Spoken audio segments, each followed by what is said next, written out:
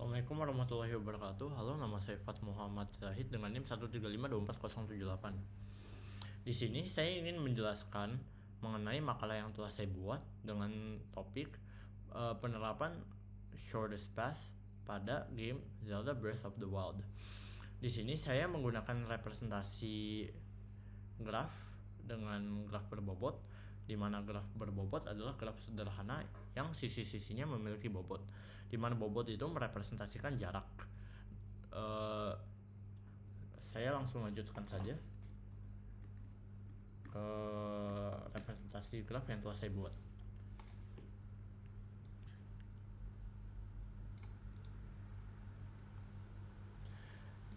Oke, jadi ini adalah representasi graf yang telah saya buat dengan bantuan aplikasi GoodNotes. Di sini dapat dilihat bahwa ada beberapa node, di mana node itu memiliki warna-warna yang berbeda.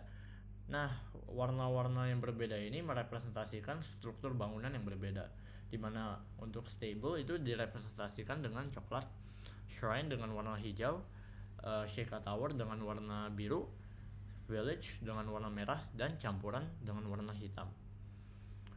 Di sini saya menghubungkan setiap node dengan maksimal jarak tuh kurang dari 1575 meter. Dengan bantuan aplikasi GoodNotes, saya dapat mengetahui secara tepat di mana letak-letak node yang emang udah lebih dari range yang saya tepatin. Di sini dapat dilihat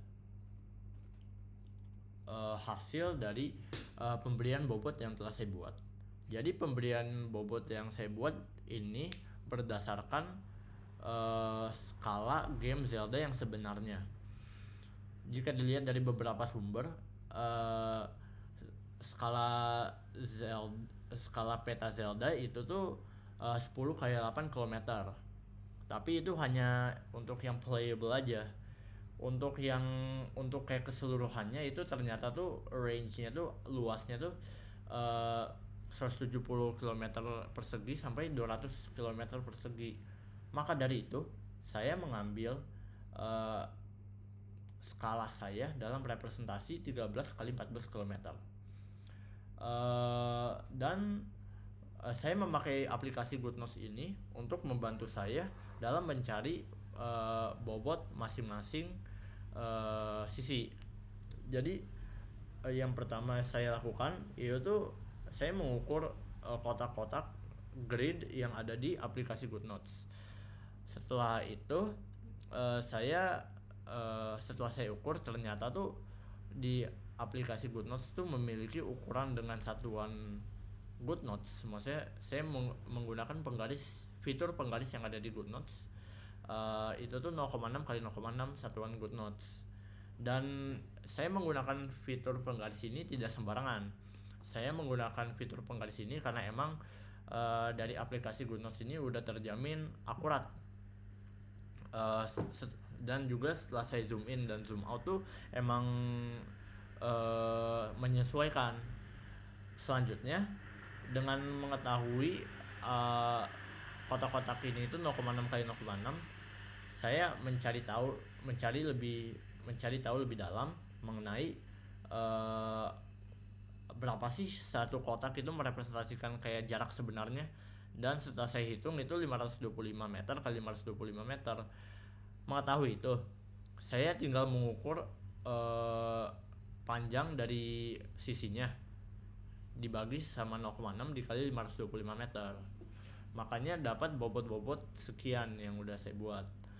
Setelah saya sudah membuat ini, saya langsung masukin ke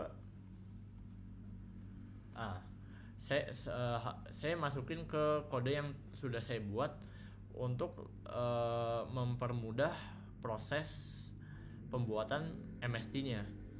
Di sini tinggal saya masukkan semua sisinya, masing-masing algoritma.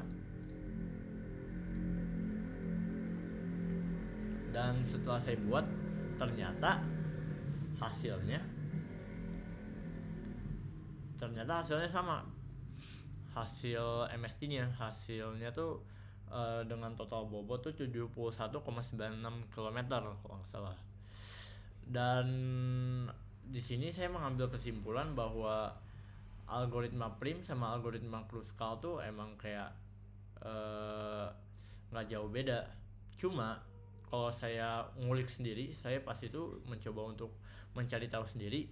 Saya mendapatkan bahwa algoritma Kruskal itu jauh lebih memudahkan daripada algoritma prim. Itu karena algoritma Kruskal itu kan itu diurutin dulu dari sisi dengan bobot paling kecil sampai bobot paling tinggi. Dimana kalau misalnya algoritma kalau misalnya algoritma Kruskal itu diurutkan dari bobot terkecil sampai bobot tertinggi. Dimana di algoritma prim itu harus kita mulai dari satu node dulu, habis itu kita ngelanjutin semuanya dengan memilih bobot terkecil sampai semua node itu terhubung dan tidak mengalami siklus. Dan menurut saya rada redundant gitu, rada menyusahkan.